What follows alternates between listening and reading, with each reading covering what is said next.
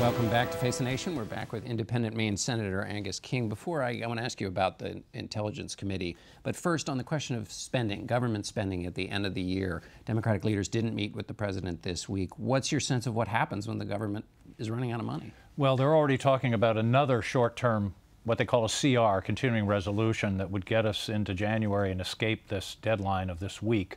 I think it's really unfortunate. Generally, all the work of the appropriations committees have been done for a budget. We could pass a budget. We could have passed a budget 2 months ago. And I don't sense, nobody wants to shut down. I don't sense that that's going to come unless it's through mutual misunderstanding between the two sides. Let me ask you about Michael Flynn. Given what you know as a member of the Intelligence Committee, how do you read this plea deal that he made? Well, I think you can read it in one of two ways. One, you could say he pled to a fairly minor offense and that's the end of it and it's not a big deal. The other, you could say he pled to a fairly minor offense and that means he has a lot to deliver to the prosecutors. I think one of the most significant developments, though, has been in the last 24 hours, where the president tweeted yesterday that he fired him because he had lied to the FBI. That's the first time the president has said that. And it was the next day after he was fired that the president allegedly said to Jim Comey, "Go easy on Flynn." If he said to Comey, "Go easy on Flynn," knowing that he had lied to the FBI, that ups the ante on that particular part of this whole situation. And I think that may be one of the things Mr. Mueller's focusing upon. Does that change the shape of your investigation on the Intelligence Committee? Are you looking into obstruction of justice in the work you're doing? No, and I think that's an important distinction to make. Mueller is a criminal investigation. He's a prosecutor. He's looking for criminal violations. We're looking for the facts. And our focus is on what did the Russians do? Will they do it again? What did they do in the States? And was there collusion between the Trump campaign? My concern about all this, John, is that the latter issue, the hot political issue of Trump and the Russians in the campaign, is obscuring the larger issue, which is the Russians attacked our democracy and they're going to do it again. And that's where the focus of our investigation is, and on the collusion issue. Let me quickly get your thoughts. You're on the Senate Armed Services Committee. You just heard Lindsey Graham talk about Americans preparing for preemptive action in North Korea. What's your take on that? Well, part of diplomacy has to be the threat of military force in the background. It makes your negotiations credible, but we've really got to lean on the Chinese. They have to be the solution to this. This is not a case. One of the worst terms ever to enter our lexicon is surgical strike. There's no such thing as a surgical strike. And the idea that we can go in and take out their nuclear capability just isn't so. Most of it's deep underground. So we would be talking about a major war on the Korean Peninsula. Plus, Seoul is only 35 miles from the North Korean border. Anything happens in North Korea, Seoul is history. That's 26 million people, including a couple of 100,000 Americans. So that's, I wouldn't say it's unthinkable. It's got to be credible, but we can't go there anytime soon. All right, Senator, thank you so much for being with us, and we'll be right back with White House Budget Director Mick Mulvaney. This portion of Face the Nation is sponsored by Charles Schwab. Own your tomorrow.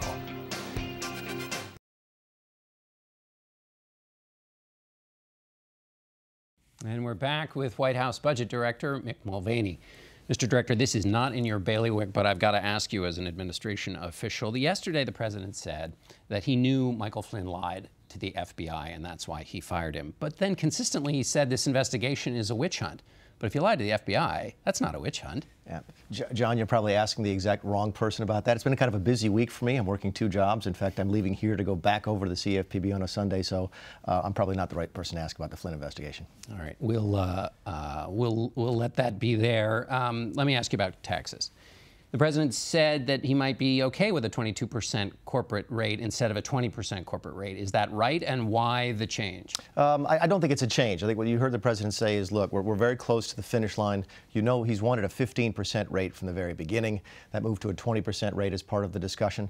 My understanding is that the Senate has a 20% rate now. The House has a 20% rate now.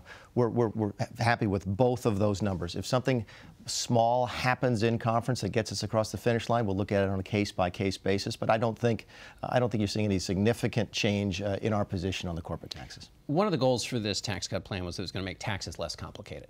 taxes are not going to be less complicated if this passes. They will be for ordinary people. For ordinary Americans, they will be. For small businesses, they're still going to be fairly complex, but they always were. You know when you sign up to be a pass-through entity that your life is going to be fairly complicated for taxes, but for ordinary folks, it will be. But for conservatives who wanted to shrink the IRS is going to have to get bigger to watch all of these new tax regulations, because if you don't, you're not going to squeeze the revenue out that you need to keep the budget more in balance than it would be. Keep in mind, there's not a lot of new regulations. Yeah, you're going to change the way we treat, again, pass-through entities, but a lot of the deductions are gone. A lot of the loopholes, again, one person's loopholes, another person's deduction, those are gone. So there is still some simplification. So I don't think, you're not going to see a dramatic increase in the size of the IRS in order to administer this law.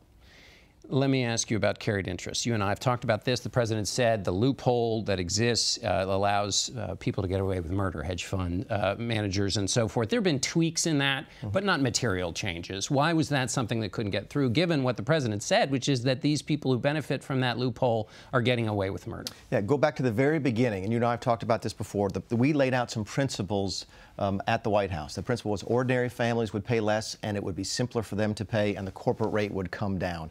Within those guardrails, we sort of left it up to the House and the Senate, and the House and the Senate apparently, I think, have both settled on the same plan, which is that if you hold an asset longer than 3 years, you're going to get that carried interest treatment. The same in both bills, and I think that does discourage some of the abuse, the short-term churning and so forth. But there's not much short-term churning in the carried people who benefit from the carried interest. I think the average holding of the assets is well over 3 years. So it's not something that's going to get at what the president made a big deal about, both as candidate and as president. The treatment that benefits those people he said was getting away with murder that's going to continue. But again, go back to what our priorities were. Ordinary families, lower corporate tax rate. We got that. Yeah. What the House and the Senate sort of filled in the details, and that was up to them. We've talked about this before, but that priority, sticking with the priorities, but the middle class families are still, there's going to be about a quarter that might see their taxes go up, and in the Senate bill, those tax cuts expire. And just in watching this go through, there's been such focus on keeping that corporate rate steady at 20%. But there's been that flexibility on really being able to say what you started being able to say at the beginning of this, which is that everybody in the middle class will get a tax cut. I'm not sure where the quarter number comes from, but let's talk about the expiration. Who deduct, who don't take the standard deduction, who itemize, those are the ones who might see their taxes go up. Right, but keep in mind also we're doubling the size of the standard deduction, so the number of people who will otherwise itemize will go down dramatically. But anyway, come to this issue of this expiration.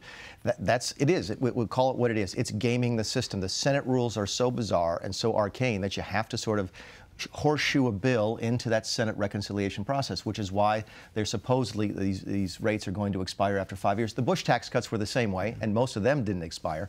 We've said before, we say again, if it's good policy, it'll be permanent. If it's bad policy, it'll be temporary. Gaming the system seems like a dangerous place to be when you're passing legislation. They did it for health care. Anytime you want to get something through the Senate on 50 votes, you have to sort of. I know, but do you want to repeat the mistakes of the other team that you were so unhappy about? Do you want to repeat those mistakes yourself when you're in charge? What I'd rather do is change the rules so that ordinary legislation can be considered on an ordinary basis, and you're not sitting there forcing policy into procedure. You shouldn't let procedure dictate what your policy is, which is exactly what you have to do because of these rules. Yeah, although people would say those procedures help keep the deficit problem going down. But let me ask you about the shutdown, which might be coming. Governments run out of money. Democrats wouldn't meet with the president. What's the status of things? Oh, it's funny to see it now that the Republicans are in charge. I think there's a group of right-wingers in the House who say they want to shut the government down. There's a group of Democrats who want to shut the government down over DACA, and there's a group of lawmakers from some of the hurricane states who want to shut the government down until they get what they want. This just sheds light on the fact that the appropriations, the spending system is broken when any little group can sort of hold the government hostage. We need to get beyond that. I think that we will. I don't think you'll see a government shutdown. People used to say that about you. You were in one of those little groups when you wanted to shut the government down for reasons. You've changed your stripes. No, all the more reason the system should be fixed. We don't spend money properly in Washington, D.C. We jump these massive bills to massive bills. The government shut down, I think, John, 17 times in 20 years between 80 and 94, something like that. So but some people would say, well, then go back to the tax bill, where people basically gave up their fiscal conservatism in order to get a tax bill. That this is always what happens. You want to fix the system, but the instincts are to basically. But my reputation is as a fiscal hawk. At least I hope that it is, and that's why I'm so interested in seeing that tax bill pass, because deficits are a function of two things: the amount of money in and the amount of money out. Spending is one of those. Tax revenues is the other. another. We have to get the tax revenues up. That means we have to get back to a healthy American economy, grow the economy so that you make more money, I make more money, ordinary Americans make more money, and so does the government. That helps lessen the deficit. Obviously, there's a big debate among other deficit hawks about whether this bill meets that criteria. I've had long conversations with Mr. Corker. Yes, sir.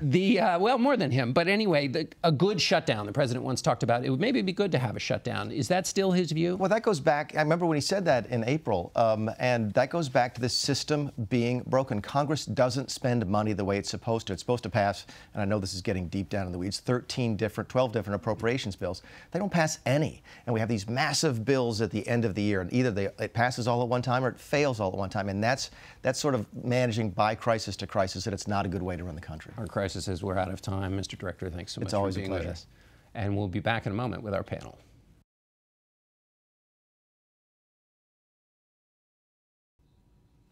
For some analysis on this very busy week, we turn to our political panel.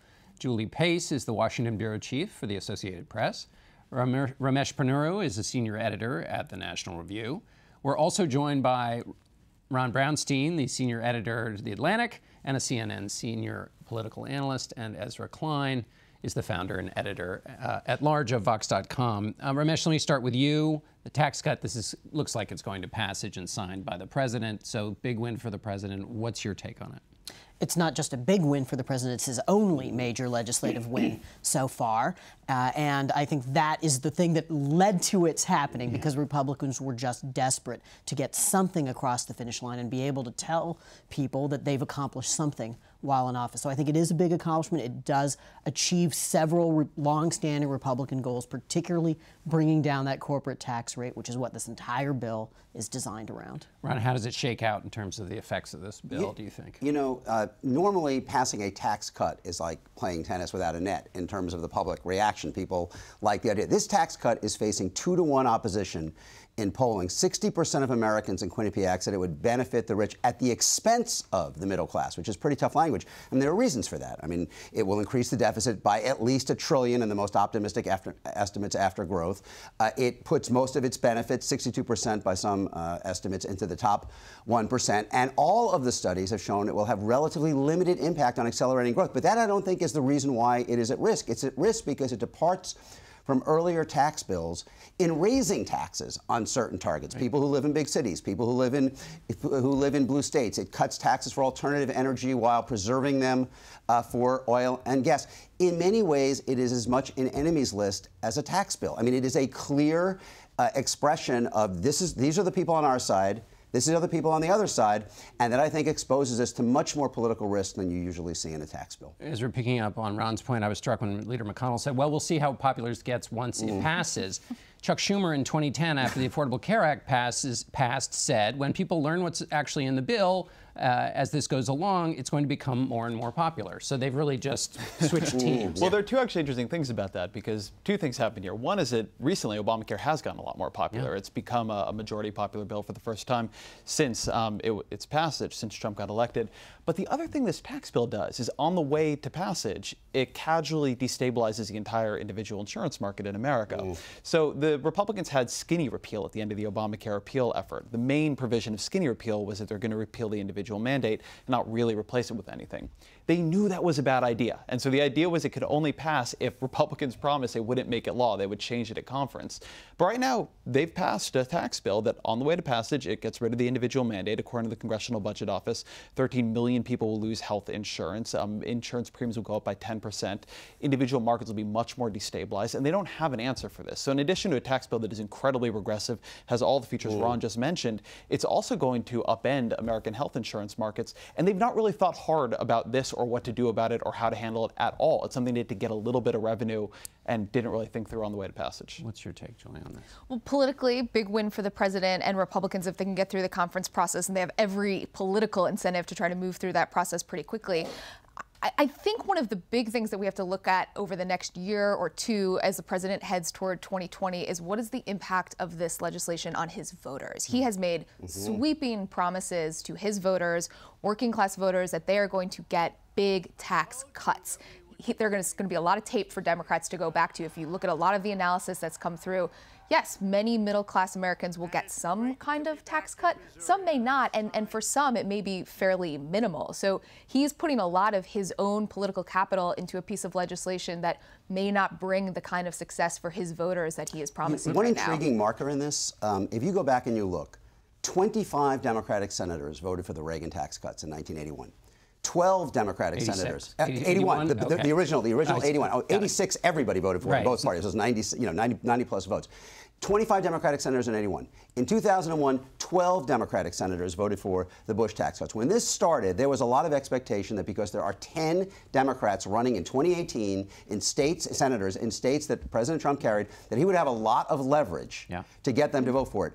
This bill is so tilted toward Republican constituencies relatively narrowly at the top that no Democrat felt compelled, even in states that Trump won by double digits, to vote for it. In stark contrast to 01. Anyway, I understand politics has changed since the 80s and even since 01, but this is not something that they were afraid of opposing, both because of the politics and because of the substance. And because Trump is less popular than most presidents are. You can But respond it to seems that. like North Dakota, West Virginia we're talking about here. But, Raj, you wrote this week about an effort by Senator Rubio and Senator Lee to try to build up the families at the lower end of this. Why was there resistance to what they were trying to do? There's also other things. Paul Ryan has been a fan of increasing the EITC for childless. Right. You could have lowered the rates at the bottom. Why were those, which would have been direct, injections into the middle class and lower class, why were those so hard to get through? Right. So they weren't the priority for Republicans. Senator Mike Lee and Marco Rubio tried to make payroll tax relief possible for families by extending the child credit to them,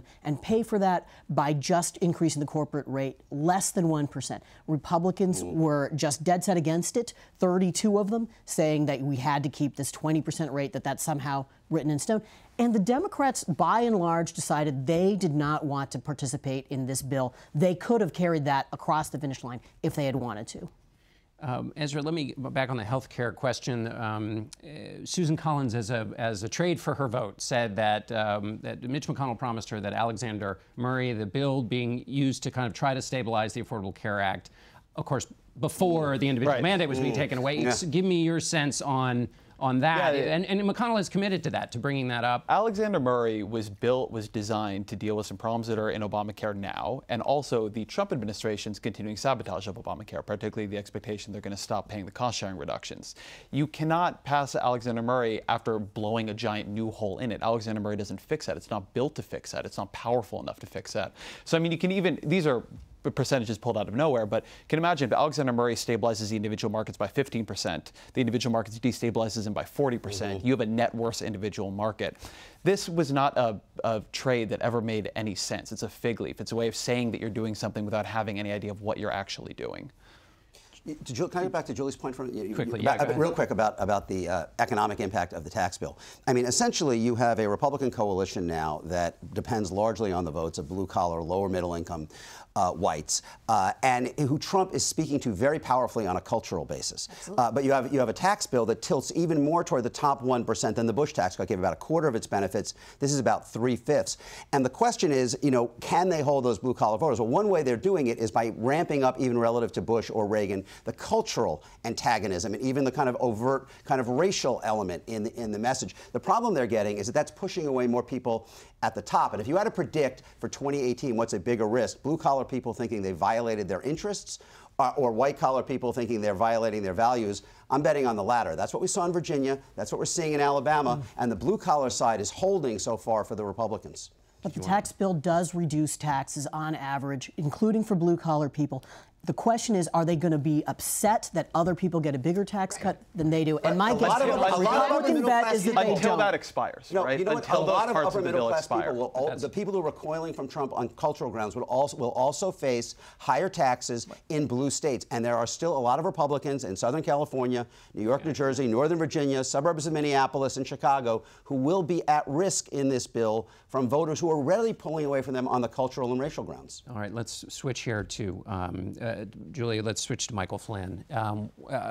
What do we make of this? I mean, obviously it's a big deal. What's your take on it? It's a huge deal. And the White House is leaning hard on this idea that in the actual court documents that came out at the end of the week, there is no evidence of collusion between the Trump campaign and Russia. That is true based on what is in the court documents. But I think Senator Graham made a good point.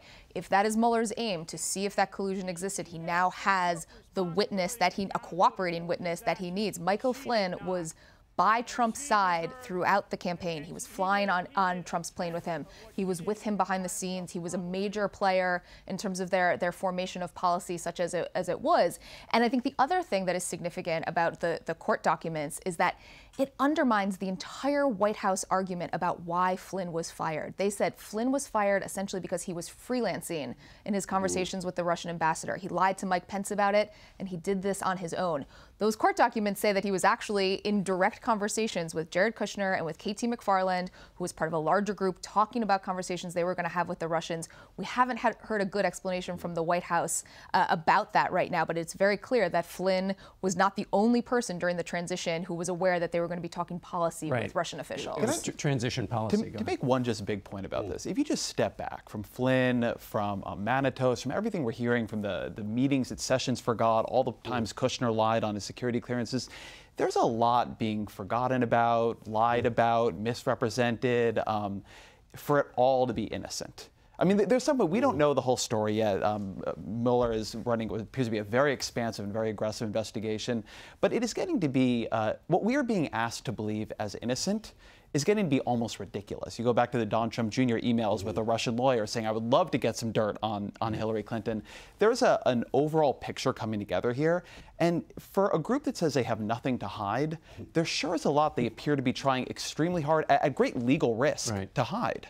Ramesh. So, you know, we all want to know what this means for the future of the Mueller investigation. So obviously, because this is a plea agreement, that means that Mueller thought that he could charge Flynn with more than that, and that he wants Flynn's cooperation. So of course we all want to know what the future holds here. But one thing that we can easily skip over is this just shows terrible judgment on the part of somebody who was the national security advisor, and therefore also shows terrible judgment on the part of the person who hired him.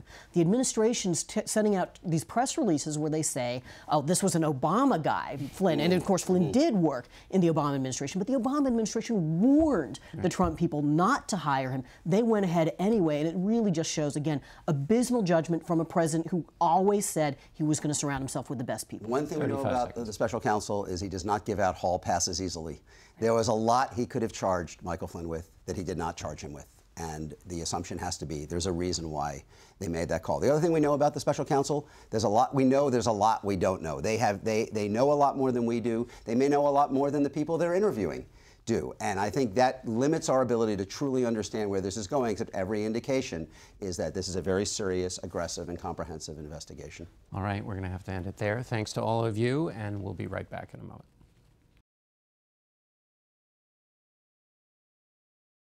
That's it for us today. Thanks for watching. Be sure to tune into the CBS Evening News tomorrow night as we begin a new era with Jeff Glor. He's taking over as anchor of the broadcast. Until next week, for Face the Nation, I'm John Dickerson.